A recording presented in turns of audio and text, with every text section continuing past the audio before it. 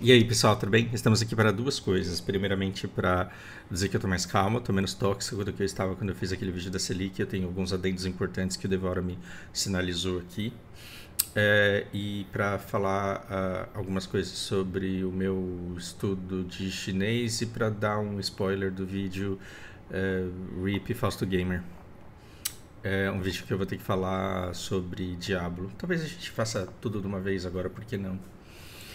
Ahn, Gente, primeiro, antes da gente falar de chinês, o Devora ele me sinalizou uma coisa muito importante.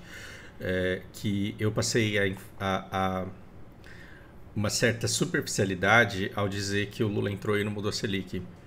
E que eu, de fato, dou a entender no vídeo que ele tem um poder maior do que ele tem de fato. E sim, e aí a gente precisa entender a diferença entre o que é verdade e é importante.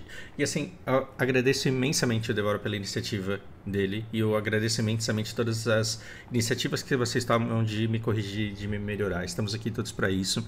Isso só prova que esse canal aqui está virando realmente uma família.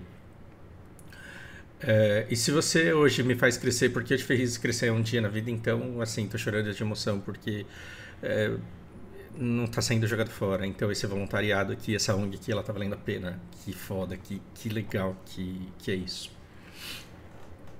E eu preciso ter responsabilidade com o que eu falo. E ainda assim eu vou defender o meu ponto e eu vou insistir no meu ponto. Então o que o Devora ele diz? Que não é o Lula que decide a Selic. E ele tá completamente certo.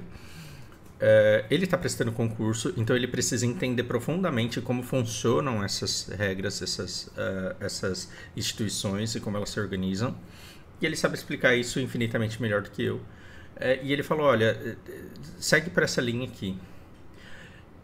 E sim, superficialmente eu sei, e eu sei que eu saio atropelando um monte de passos e um monte de posições e um monte de cargos para chegar à conclusão rasa de que o Lula manda em tudo, mas eu quero explicar esse raciocínio para vocês, da maneira que eu penso, e aí vocês continuam me evoluindo e me melhorando. O que acontece é quem decide a taxa de juros não é o Lula, é o Copom.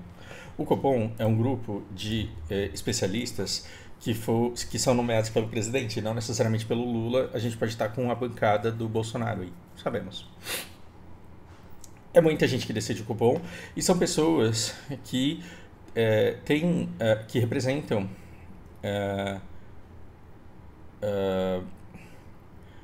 um cargo que lhes dá não só poder, mas muita responsabilidade. E o Copom ele é parte do Banco Central, que por sua vez trabalha sob pressão para bater determinadas metas. Essas metas elas são estipuladas pelo Conselho Monetário Nacional. E o Lula não faz parte diretamente do Conselho Monetário Nacional, porque tá lá o Haddad, a Tabet e o presidente do banco. Ora, sabe o que isso tudo me faz lembrar? Hannah Arendt. Hannah Arendt é uma mulher que começa a estudar o Holocausto. E aí ela vai no julgamento do cara que virava a chave para entrar o gás na câmara que matava os judeus. E ela esperava uma figura de filme de terror. Ela esperava um vilão cruel de olhar iníquo. E quando ela chegou lá, ela falou: porra, mas esse cara aqui passaria por Homer Simpson, tiozão, simpático, inocente, é, simples. O cara que você tomaria para tomar uma cerveja com você não bate com aquilo que eu esperava. Essa pessoa não é iníqua do jeito que eu esperava que ela fosse. E quando eu falo que a Selic isso, que a Selic aquilo, que a gente está fazendo as pessoas passarem fome, a impressão que eu passo é que quem está decidindo a Selic é um cara perverso e malvadão. Só que o que a gente não tem são estímulos que façam as pessoas entender o tamanho da responsabilidade que elas têm e o impacto que elas têm na vida das pessoas. Sabe por quê? Porque o cara que abria o gás para entrar na câmara para matar os judeus que eram exterminados nas câmaras de gás, ele falava: ué, mas era o meu trabalho, eu era pago para isso, e todo mundo falava que aquilo era o certo, e se eu não fizesse, alguém ia fazer, eu ia perder o meu emprego, e como que eu ia ficar? Ou seja, em nenhum momento o Carrasco lá, ele achava que ele era assassino. Por quê? Porque ele já tinha desumanizado a iniciativa dele e ele era só, simplesmente um executor de protocolos que aconteceriam quer ele executasse, quer não. Então, quando você olha para o Copom ele está fazendo isso daqui porque o Banco Central está mandando que ele bata metas. Essas metas são as metas que o Banco Central tem, que estão sendo estipuladas pelo Conselho Monetário Nacional.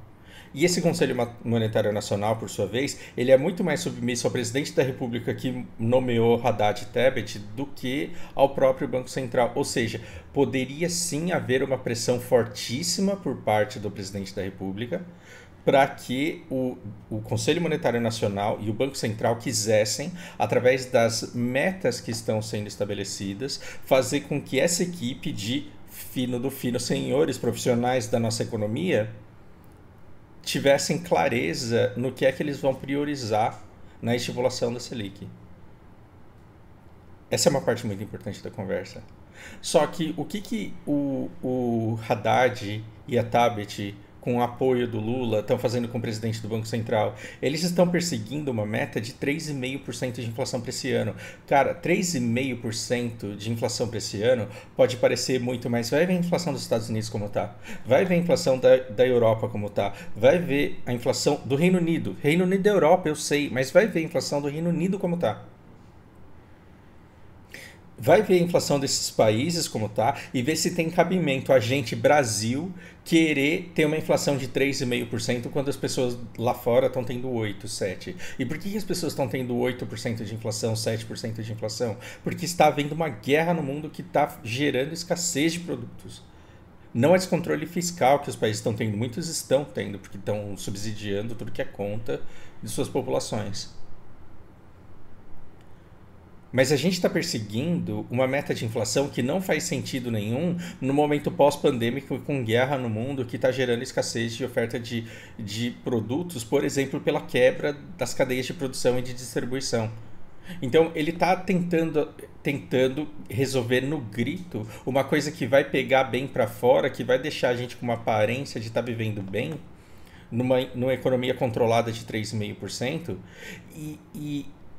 e esse Conselho Monetário Nacional que está fazendo o Banco Central perseguir essa meta, está empurrando essa equipe de especialistas, de supostos especialistas, a buscar a todo custo bater uma meta de 3,5%, como conseguiram de 5,75% no ano passado, por um milagre, só que o controle dessa inflação custou muito caro para as famílias estão passando fome. Então a questão é, a inflação de fato deveria ser a nossa prioridade? Ou proteger a nossa população no meio de uma guerra deveria ser prioridade. Só que a gente criou uma cadeia complexa aqui, onde todo mundo pode ser o tiozão que abria a câmara de gás. Porque aí, cada um desses indivíduos vai falar assim, eu votei por 13,75 porque, veja bem, nós precisamos conter a inflação. E aí o Banco Central vai falar, veja bem, nós estipulamos 3,75, que é o que o Copom está tentando enfrentar. A gente estabeleceu isso porque, veja bem, nós temos um país a zelar. E quem é que está bolando essa meta de inflação e forçando todas essas pessoas que estão sendo monitoradas, que estão tendo seu trabalho avaliado, a bater essa meta cruel? Ou seja, a inflação virou um fantasma porque ele tem que ser combatido? E por que exatamente? Quando você começa a entender como funciona, quando você começa a entender para que serve teto de gasto, começa a bater uma gastura que é muito triste. Teto de gasto é assim, eu aqui na minha família, eu vou gastar no máximo R$7.000 por mês. E aí assim, eu tenho gastos discricionários, eu tenho que ir no mercado, eu tenho gastos fixos, eu tenho escola da Lana, eu tenho plano de saúde, eu tenho os remédios da minha irmã. E aí me sobra todo mês uma grana que não está comprometida e eu tenho que me virar com essa grana que não está comprometida. E aí eu não posso passar do teto de gastos. Aí lança um Diablo 4, eu compro. Aí lança Resident Evil Remake, eu compro. E aí depois vão lançar o Street 6, eu compro em pré-venda. Aí a Lana fica doente. E assim, eu já gastei 6.990 e o remédio é R$ 70. Eu falo, não, eu tenho taxa de gasto aqui e eu não posso bater nesse teto, agora é só mês que vem. Aí veja, quando me aparece na Semana do Consumidor uma Alexa com 30% de desconto, eu falo, não, mas o remédio da Lana não tá mais barato agora e vai continuar o mesmo preço o mês que vem. Mas aí eu preciso comprar agora porque é uma oportunidade que se eu deixar passar eu não consigo correr atrás mais. Ou seja, o teto de gasto é uma abstração e com todo mundo querendo bater, porém cheio de exceções. É aquele preço alto e que tem um monte de gente que não paga. E assim, eu estou me afundando cada vez mais porque eu estou atacando como simplório coisas que são muito complexas. O que eu estou querendo dizer é que grande parte dos jornais que a gente vê na televisão estão fazendo a gente lutar por coisas que não são as discussões que realmente importam. A gente deveria estar discutindo por que é que o Copom ele estabelece essa meta, por que ele define essa taxa de juro e qual a meta que ele está tentando bater e quem estipulou essa meta e qual foi a discussão que nós fizemos em sociedade para definir que isso é o melhor para nós. Que é melhor para todas as famílias ou para a imensa maioria das famílias brasileiras que a gente tenha só 3% de inflação no ano, a despeito de um monte de gente passar fome, porque as empresas simplesmente estão falindo, não porque elas não são lucrativas, mas é porque o CDI é mais. Então, eu fico falando Nubank, Nubank, Nubank, pelo amor de Deus, o Nubank não é culpado pela desgraça do país. É que o Nubank é o típico banco de pobre, que nem eu, porque eu sou correntista deles, e que paga 100% do CDI. E CDI é Selic. E todo banco te oferece isso. Então, quando eu falo Nubank tá melhor do que qualquer outro negócio, eu não estou falando para você comprar ações do Nubank, eu estou dizendo que deixar o dinheiro no CDI do Nubank é exatamente a mesma coisa que deixar no CDI de qualquer outro banco, Itaú, Bradesco, Banco do Brasil, acaba em uma mão os bancos que tem nesse país. E aí quando você olha para esse rendimento, ele está superior ao que qualquer empresa é capaz de gerar. Então tem um monte de famílias aí que foram empurradas para o mercado imobiliário e que agora estão vendendo ações de bons bancos, de boas empresas, que estão vendendo bons fundos imobiliários. Por quê? Porque o CDI está pagando mais, só que é uma promessa de renda para agora e uma dúvida para o futuro, porque você não sabe quanto que ele vai te pagar no futuro. E talvez no futuro te pague pouco e aí você queira voltar para as ações e não consiga mais. O que a gente está falando a gente passa fome, a maioria das famílias está com insegurança alimentar e está endividada no país. Assim, estar endividado com Selic a 13,75 é muito pior do que estar endividado com Selic a 6. Quem está endividado sabe disso. Porque o custo do seu crédito ele vai crescer proporcionalmente a Selic. Porque se o banco ele puder emprestar para o país e ganhar mais do que emprestando para você, por que ele emprestaria para você? Então ele vai emprestar dinheiro para você também, só que ele vai te cobrar muito mais caro. É claro que o juro que você paga para o cartão de crédito, ele é pornograficamente alto justamente para você não se surpreender com 14. Por quê? Porque você que deixou se levar pela bola do cartão de crédito do Nubank que você não consegue pagar. É tanto juro que você paga, é 14% ao mês que você paga de juro daquele negócio. E é tão difícil você sair dessa bola de neve de juro composto da dívida do cartão de crédito e do rotativo, que aí você olha para a Selic e você acha pouco. Você fala, porra, mas para o país pagar 14% ao ano é fácil, eu tô pagando 14% ao mês. E aí você não se choca e você não entende que a maioria das empresas do país não consegue gerar 8% de lucro mais inflação todo ano. É uma discussão aprofundada dessa maneira que a gente deveria ter, só que ela não permeia todas as famílias da sociedade porque essas famílias não têm educação na escola para entender cálculo de juro composto. Nem de juro simples entende direito, que dirá composto. Então, assim, quando eu disse que o Lula ele controla a Selic, eu fui leviano e eu apontei para uma cadeia extremamente complexa com a participação de um monte de gente e dei a entender que está tudo na mão dele. E eu errei. Mas eu sustento o meu ponto de que as demandas do Conselho Monetário Nacional, que tem um peso muito forte do Lula ali dentro, está gerando uma busca impossível de ser batida e que para ser batida, é assim, vai ser 3,5, mas eu dou uma tolerância de 1,5 para cima e 1,5 para baixo. Então, se a gente fechar em 5, tá bom, 5,5 tá ali na trave. Se for igual 5,75 do ano passado, aí passa. Só que aí, para você conseguir bater essa meta de inflação, você tem que. E o Copom acha que é só a Selic que existe para combater a inflação. Se os caras pudessem, tava em 17. Por que não faz? Porque aí as famílias literalmente passam fome. E os bilionários e a culpa não é do bilionário, porque eu tô no meio dessa maçaroca, os pequenos investidores também fazem a farra. Como não pode chegar em 17, a gente deixa 14. Por quê? Porque as pessoas não estão morrendo ainda. Então a gente vai enforcando as pessoas para ver quando que elas começam a morrer. Aí a gente para. E a gente volta. Só que as famílias que estão morrendo, elas podiam se unir e falar: é isso daqui que está me enforcando. É esses 13,75 aqui que estão me enforcando. Isso precisa mudar. E não é cair para 2 como caiu no meio da pandemia. É fazer uma redução gradual disso. Então, sim, está faltando explicação. Mas é ótimo que, ao falar besteira a respeito da Selic, eu desperte a curiosidade de pessoas que querem me contestar e que pesquisem isso para aprender. E aí eu me emociono quando aparece o Anderson falando assim: cara, eu preciso estudar isso porque eu quero compartilhar com os meus alunos na escola. Pelo amor de Deus, faça isso, porque imagina o que acontece se a maior parte da população fala: cansei de brigar com bolsonarista, cansei de brigar com petista, cansei de brigar por causa de chupeta de piroca, cansei de brigar por qualquer coisa que seja, agora eu quero falar de taxa de juros. Aí a coisa começa a melhorar, porque se você começar a prestar atenção na Selic, você vai começar a se perguntar por que os bancos eles podem cobrar 2% de consignado de pensionista aposentado, sendo que o cara não tem risco nenhum. E se você começar a pensar sobre isso, você começa a pensar também por que os bancos eles podem oferecer um monte de coisas como consórcios que fazem as pessoas perderem e empréstimos que fazem as pessoas simplesmente se endividarem. E que existem modelos de consumo que são pornograficamente enriquecedores de bancos. Que a gente acha que estão correndo o risco de quebrar porque o brasileiro desonesto não paga, quando na verdade eles têm o maior spread do mundo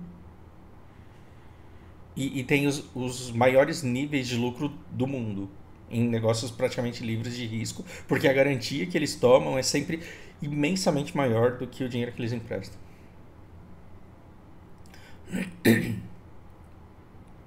Temos um monte de empresa entrando em recuperação judicial, também por causa do bolo dos juros compostos, dessa taxa de juro absurda que nós temos? Sim. Agora os bancos vão falir por causa disso? Duvido.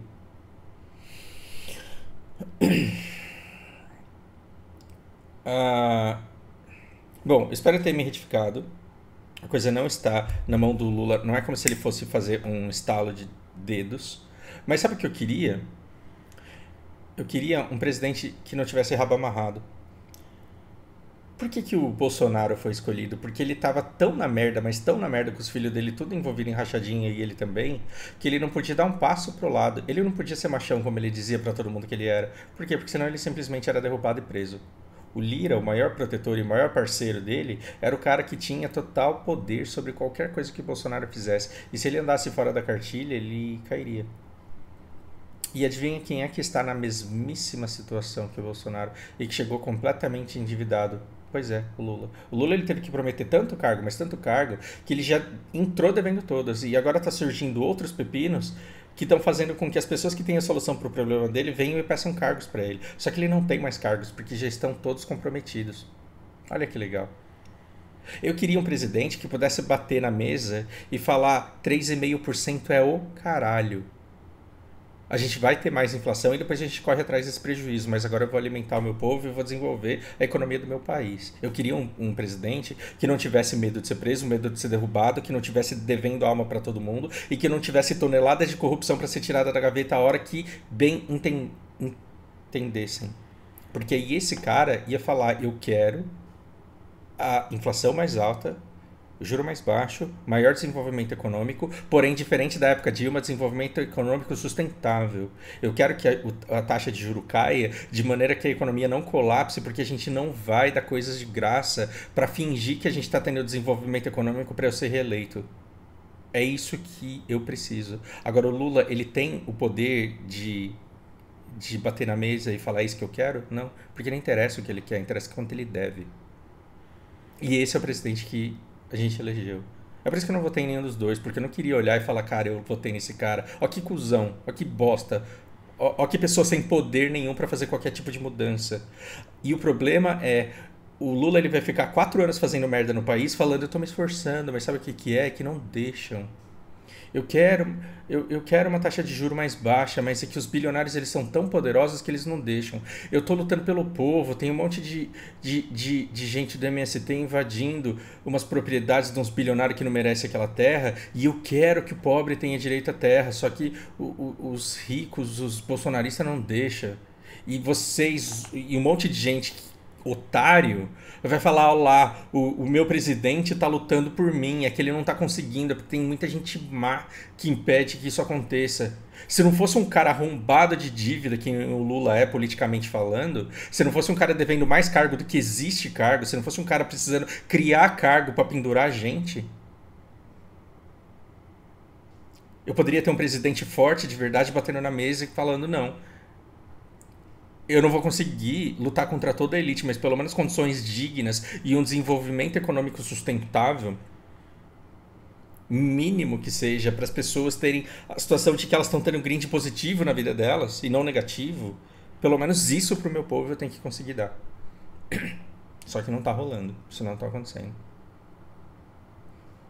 E aí, assim, o diretor de política monetária é vilão? Não, ele está tentando bater a meta dele. E o de política econômica, ele é vilão? Não, ele está tentando bater a meta dele. E o diretor de assuntos internacionais e gestão de riscos corporativos leva meia hora para falar o cargo do cara. Ele tá cometendo algum crime? Ele tá abrindo o gás da Câmara? Não, ele tá tentando bater a meta dele. Tá todo mundo tentando bater a meta de uma estrutura podre que não deveria existir. Olha lá, eu comecei o vídeo falando que eu tava mais calmo e tô mais exaltado do que eu tava antes. Vou mudar de assunto. Acho que expliquei isso daqui o suficiente, né? Gente, eu vou responder uma pergunta que vocês me fizeram com uma história. Alguma vez na sua vida você já sentiu um prazer enorme de sentar na mesa com alguém só para falar mal de uma pessoa que vocês em comum odeiam? É papo de fofoqueiro, papo de gente baixa isso, né?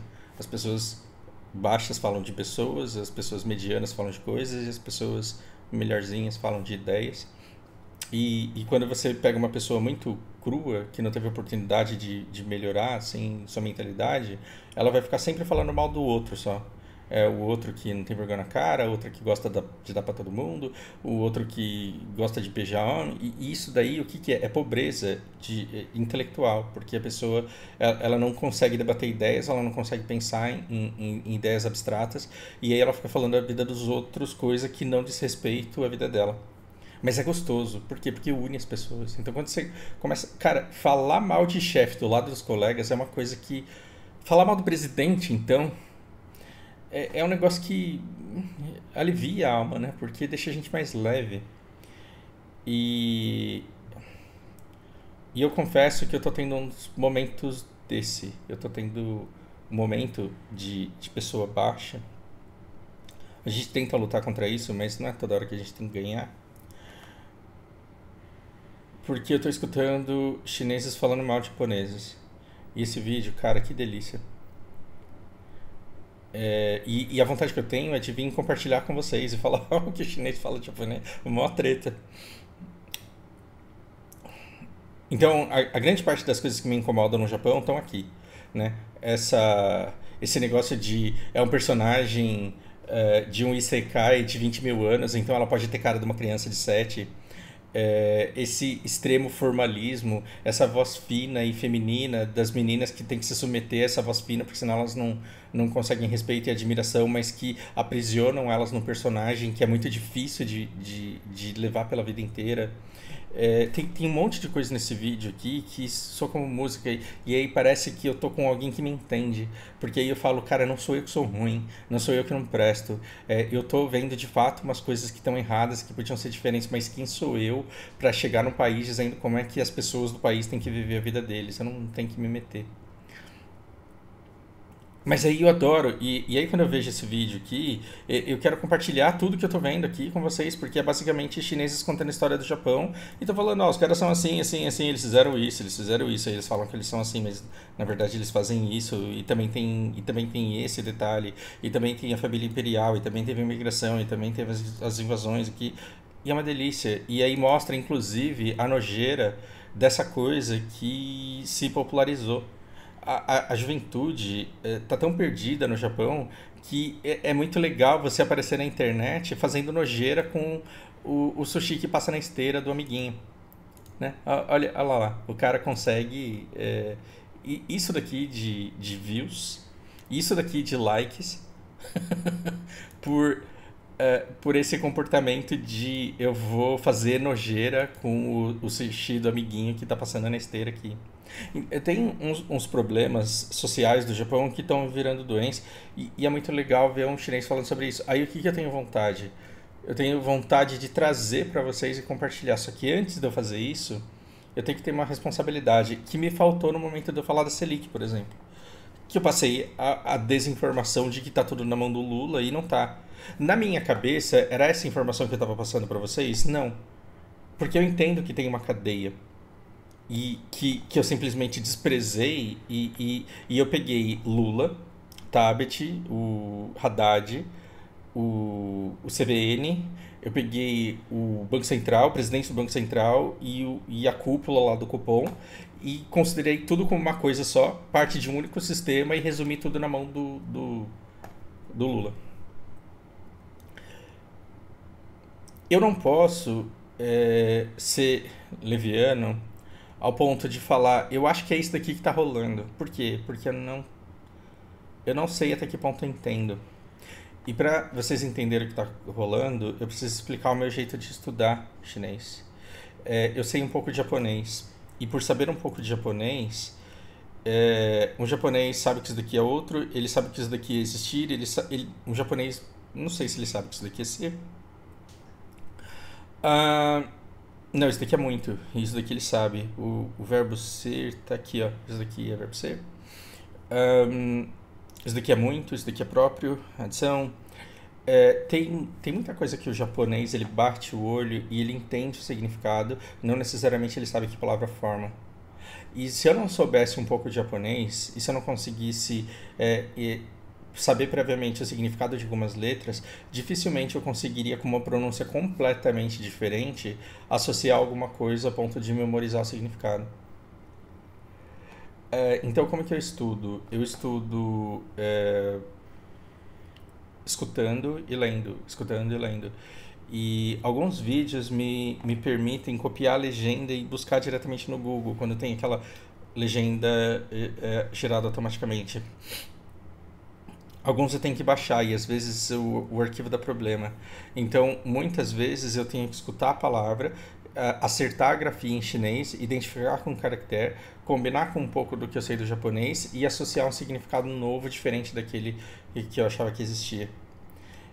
Isso faz com que eu escute um vídeo de 20 minutos como esse daqui, por exemplo, e eu entenda todo o contexto que o envolve, só que eu vou preenchendo muitas lacunas que eu não sei, muitas lacunas daquilo que eu não conheço, com aquilo que eu acho que está acontecendo. Por quê? Porque eu acho mais produtivo eu ver 10 vídeos de 20 minutos num dia. Quanto que isso dá? É melhor eu ver umas 3 horas e meia de vídeo por dia, uma única vez, achando que eu estou entendendo aquilo que está me passando batido, mas pegando algumas palavras aleatórias e buscando o significado dessas palavras, me permitindo esquecer, porque eu sei que eu vou trombar com elas de novo, e lentamente acumulando as camadas necessárias para que eu não esqueça mais. Isso é, para mim, melhor e mais produtivo do que pegar um vídeo de 20 minutos e passar 4 horas estudando cada uma das linhas faladas, porque os chineses eles falam muito rápido e é muita linha e é muita coisa que acontece no tempo inteiro. Então, para eu pesquisar tudo o que rola num único vídeo de 20 minutos, eu precisaria de umas 4 horas e é muito tempo para uma produtividade muito baixa. Então, eu prefiro quantidade, a profundidade e a qualidade. Então, o que acontece? Quando chega no fim de um vídeo, geralmente eu absorvo 15, 20, 30% e o resto eu deixo em lacunas que eu falo, tudo bem eu não saber isso agora. Porque o ano passado eu entendia 1%. O ano passado eu entendia 2% somente daquilo que eu presumia pelos caracteres que eu lia, e nem significava aquilo que eu achava que significava. Mas por ter morado 10 anos no Japão, eu sei que isso daqui é churrasquinho. E eu sei que isso daqui é uma loja de churrasquinho. Como que fala isso, tenho que descobrir. Então, e ainda tem pessoa que vai pra loja de churrasquinho fazer merda. Então, eu sei que tá escrito, só que esse fazer merda, eu coloquei aqui, por quê? Porque eu não sei o que significa isso. Porque o meu conhecimento de chinês, ele não chegou lá ainda, e porque o japonês não me ajuda com isso daqui. Só para vocês entenderem em que ponto que eu tô da coisa. Então, eu me emociono com o que uma grávida fala da China. Eu me emociono com o que uma grávida fala sobre o que ela pensa sobre maternidade, porque eu entendo 30% do que ela fala e eu consigo preencher os 70% com coisa que eu acho que talvez seja, mas que não me importa. E assim, eu quero compartilhar de um jeito com vocês que eu preciso ter responsabilidade. Então eu não posso mostrar um vídeo de alguém que colocou a cara dela lá de verdade, dizendo quem ela é, o que ela faz e dando a informação que ela tem para compartilhar. Eu não posso simplesmente chegar e falar essa pessoa diz isso, sendo que eu não tenho certeza absoluta que foi isso que a pessoa falou mesmo. O dia que o meu conhecimento ele for suficiente para eu chegar aqui e trazer um vídeo de 2 minutos, 5 minutos e falar, olha, nesse vídeo rolou isso, aí o meu canal que está em gestação, aí ele vai nascer, porque é isso que eu quero que esse canal seja. Por quê? Porque eu acabei de descobrir uma DLC maior que o jogo, base, 1 bilhão de pessoas a serem conhecidas, muito conhecimento. Assim, uma das coisas que me deixa feliz de tudo que eu estou descobrindo não é só o fato de os caras falarem de japonês do jeito que eu vejo japonês. Não. É, é de ter um número enorme de canais de chineses extremamente parecidos com os meus. Sendo que no Brasil eu não encontro canais parecidos com os meus e eu não me esperei em canal chinês nenhum para começar o meu canal. Então houve uma identificação aí que faz com que eu veja tanta coisa aqui que eu quero explorar e que eu quero compartilhar que um mero Google Tradutor não vai traduzir tudo, porque eu simplesmente traduzir essas palavras não vai passar as nuances que eu quero compartilhar com vocês depois que eu aprender.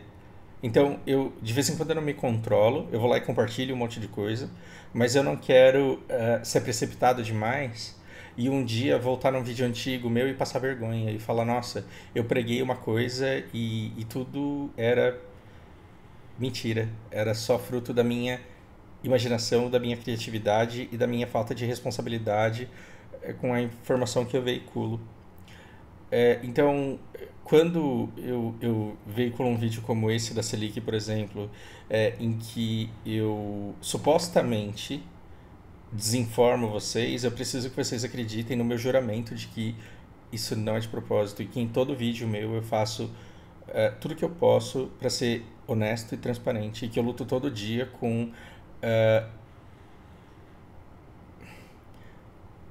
um lado muito perverso meu que sabe que ele é capaz de gerar dinheiro com esses protocolos recorrentes em inúmeros canais e eu nunca vou me tornar essa pessoa.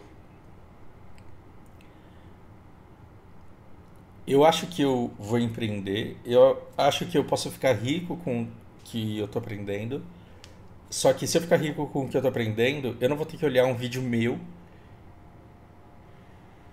e sentir vergonha do que eu falei porque eu enganei um monte de pessoas para induzi-las a pensar do jeito que eu queria que elas pensassem, só para elas consumirem o produto que eu decidi começar a vender. Não, eu sou melhor que isso.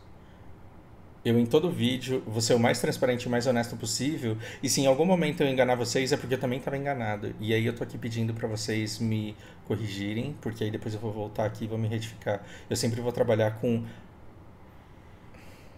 o melhor que eu tiver em cada momento. E eu acho que a nossa melhor versão ela tem que estar no futuro. E a gente seria muito mais leve se a gente não tivesse medo de falar groselha e ter que se retificar depois, porque aí a gente não ia tentar ser perfeito o tempo inteiro, porque ninguém é, a gente só finge. Quer dizer, um monte de gente só finge. Tô dizendo que você faça isso. Bom, esses são os dois desabafos que eu queria que tivessem durado 10 minutos, mas que duraram muito mais do que isso. Por hora é isso e um grande abraço.